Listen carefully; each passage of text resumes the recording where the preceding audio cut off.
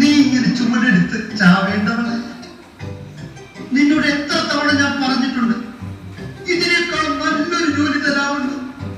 ഈ സുന്ദരമായ മെരിയിൽ ചെളിപിരളാത്തൊരു ജോലി. നീ ഒന്ന് മൂടിയാൽ മതി. നിനക്ക് എത്ര ശമ്പളം വേണമെങ്കിലും ഞാൻ തരാം. നീ ഒന്ന് സമ്മതിക്കില്ലത്. ചെയ്യുന്ന ജോലിക്കുള്ള കൂലി മതി എനിക്ക്.